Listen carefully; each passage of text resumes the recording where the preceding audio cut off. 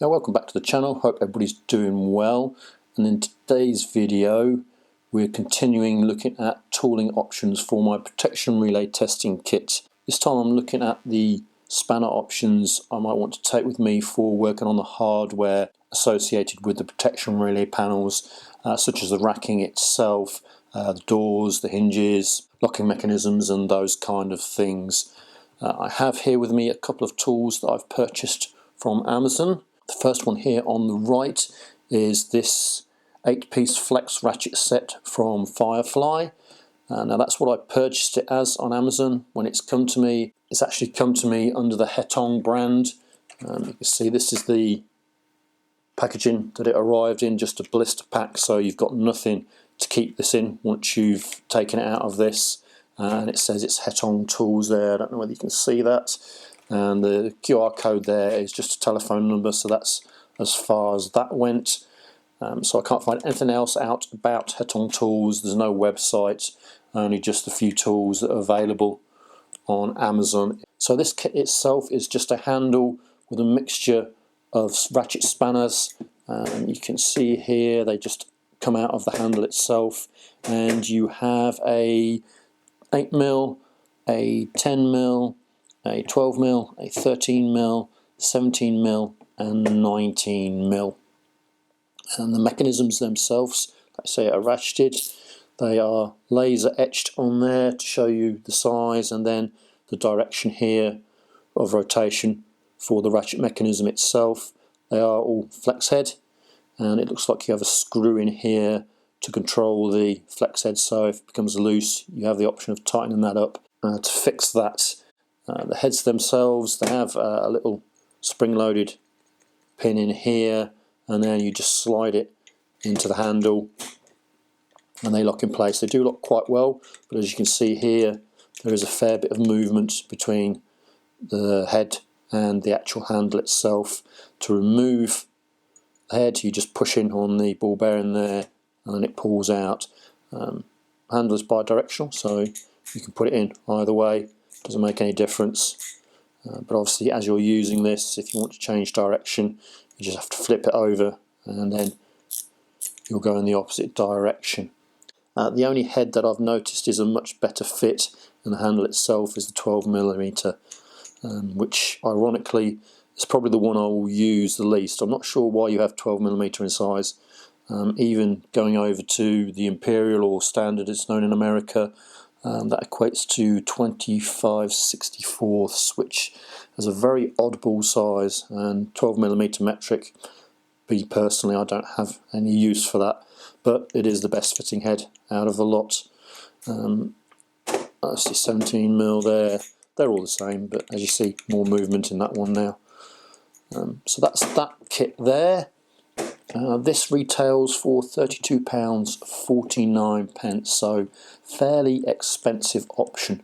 And the only other thing I didn't mention is these are 72 tooth, but I worked that out by ratcheting around the 17mm one. I haven't done the others, and there's no markings on the packaging as to the number of teeth on there.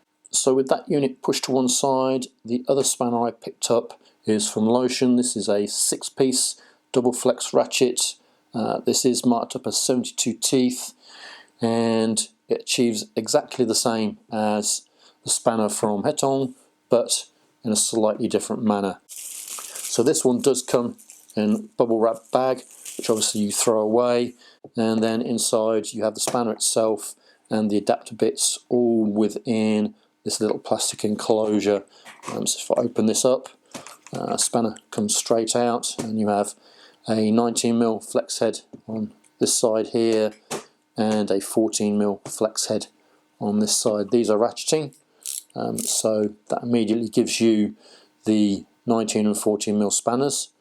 And then to get to the other sizes, which are exactly the same as these, the 8, 10, 12, 13 and 17, you have these adapter bits in here. So these two here are the 13 and 17, they fit into the 19mm head, and then this side we have the 8, 10 and 12 that fit in the 14mm head. And these just come out and pop in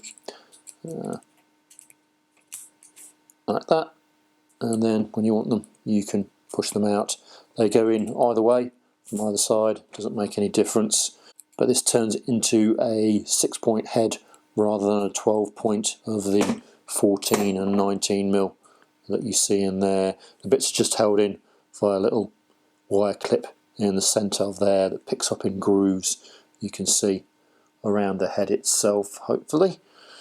So that's this one. The marking on this is actually engraved, so you can see the size 19mm and 14mm, and you can also hopefully see that there is a little arrow to show you the direction of rotation on this. It's very small, nowhere near the size that you see on the other spanner, but it is both sides, so you can immediately tell which direction you are ratcheting in.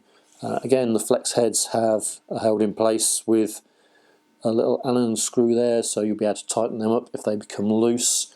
And in comparison, obviously this is much a matte finish rather than the chrome finish of the other one, and it is actually quite nice. I think this is a much higher quality than the Hetong unit that you've got there. Now, whilst the markings on the spanner are engraved, the labelling on the heads is actually just laser etched, so as with the Hetong unit they could rub off and be left without the markings. The case itself, obviously plastic. The only thing you're concerned would have with this would be the hinge here is just a seam of plastic, so over time that may well work and crack and you may end up splitting it, but I'm not sure how I'm going to mount this yet. Overall I'm looking at putting stuff into shadow foam, so that won't matter too much. If the case does break up, there'd be another option there for me to use. So that's that one.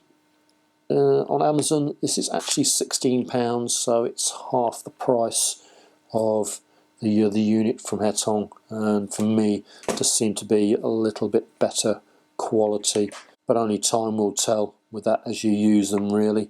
One thing that you do notice with both of these designs is that they are quite a bit bulkier in slightly different areas than a standard spanner set, even a ratcheting flex head spanner.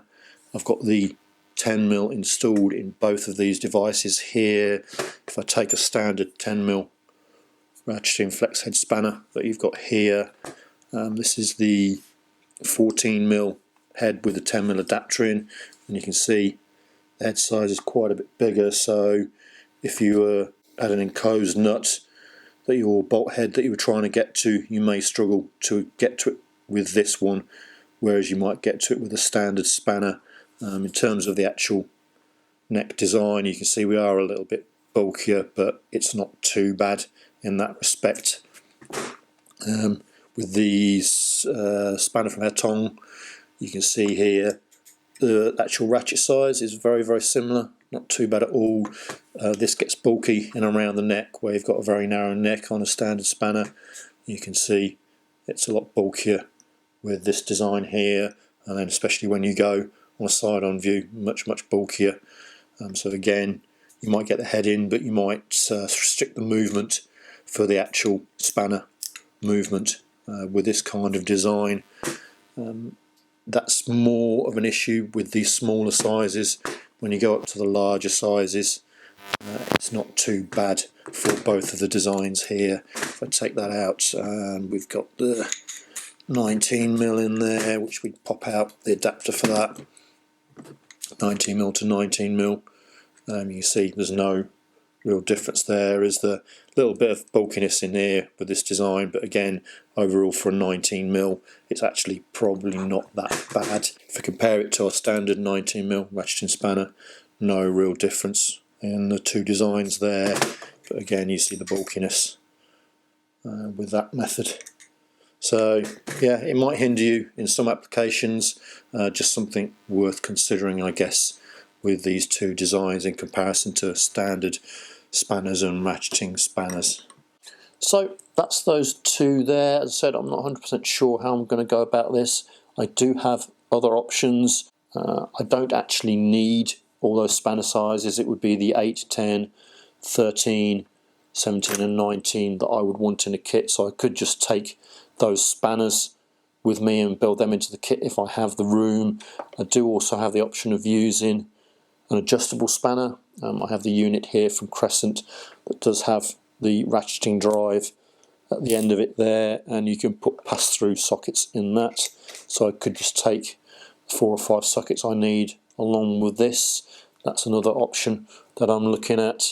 And of course I could just take a socket set with me with a usually 3/8 drive ratchet is what I prefer. That is an option. Again, it will depend on how much room I've left once I've got all the other kit in there as to exactly how I go about this. So that'll be it for this video. Thanks for watching. Hope you found it useful, and I'll see you again in the next one.